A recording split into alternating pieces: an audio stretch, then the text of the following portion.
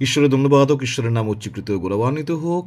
আমি রেভারেন্ড পার্থ চ্যাটার্জি আবার একবার ঈশ্বরের পবিত্র সুন্দর মধুর বাক্য, জীবনদায়ী বাক্য আপনাদের জন্য নিয়ে এসেছি, যেন বক্তা এবং শ্রোতা উভয় আশীর্বাদযুক্ত হয়, যেন আমি যে বলছে আমিও যেন সেই আশীর্বাদ অনুভব করি আমার জীবনে, এবং আপনারা যারা শুনছেন বা শুনবেন আপনারাও যেন ঈশ্বরের সেই অনুগ্রহ, সেই আশীর্বাদ যেন জীবনে পূর্ণমাত্রায় উপভোগ করেন।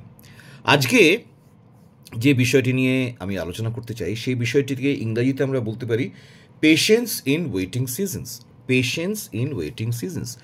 পেশেন্স মানে হচ্ছে ধৈর্য, আর ওয়েটিং সিজনস মানে হচ্ছে যে সময়টা ভালো যাচ্ছে না, অর্থাৎ দুঃসময়, অপেক্ষা করার সময়তে কীভাবে আমরা ধৈর্য ধরব।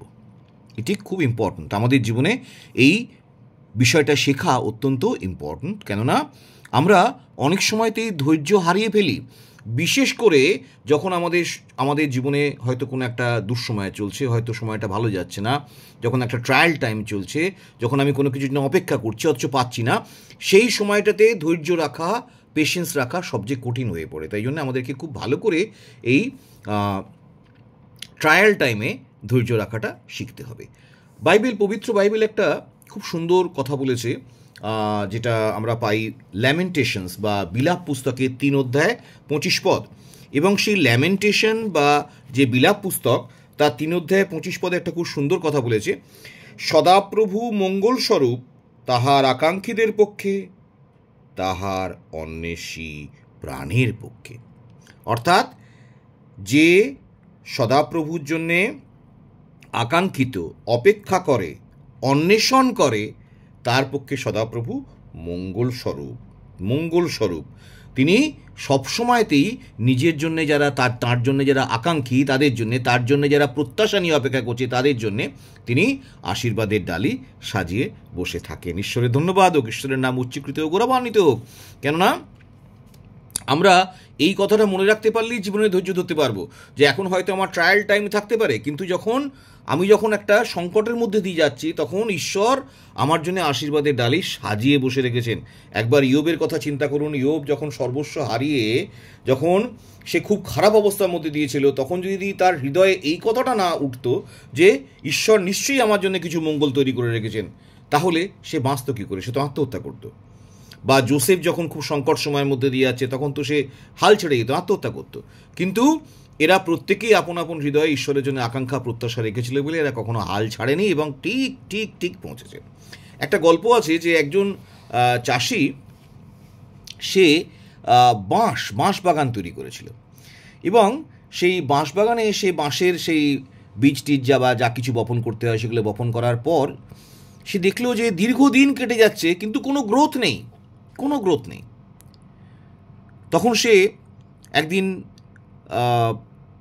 রেগে গিয়ে ভাবলো যে আজকে সমস্ত কিছু বাগান খুঁড়ে সে সমস্ত চারা ফারা সব ছুঁড়ে ফেলে দেবে।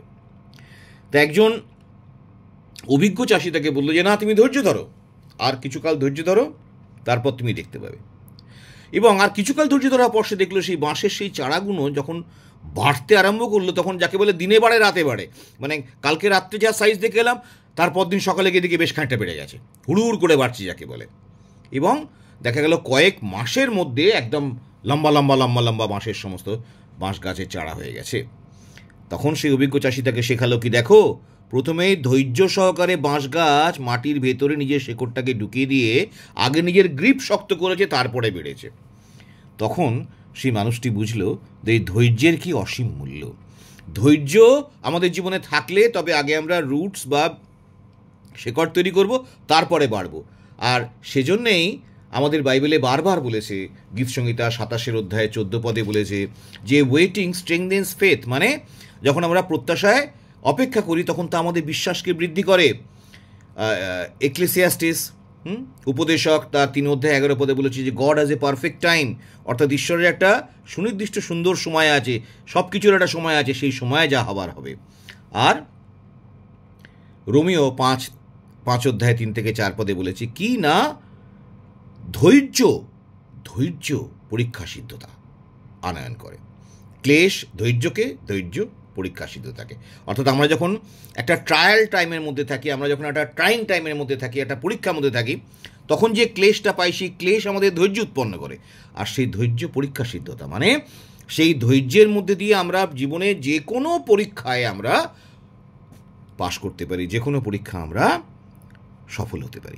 ঈশ্বরের ধন্যবাদ হোক, ঈশ্বরের নাম উচ্চীকৃত ও গৌরবান্বিত হোক। ঈশ্বর আমাকে, আপনাকে, আমাদের প্রত্যেককে প্রচুর পরিমাণে ধৈর্য দিন, যেন আমাদের জীবনের সংকট সময়ে আমরা ঈশ্বরের উপরে প্রত্যাশায় সেই ধৈর্যে যেন অটল থাকতে পারি, এবং ঈশ্বর আমাদের জন্য যে মহতী পরিকল্পনা করেছেন ইয়োবের মতো বা জোসেফের মতো, সেই মহতী পরিকল্পনার জন্য অংশ হতে পারি। ঈশ্বরের ধন্যবাদ হোক, ঈশ্বরের নাম উচ্চীকৃত ও গৌরবান্বিত হোক। Amen, amen, amen.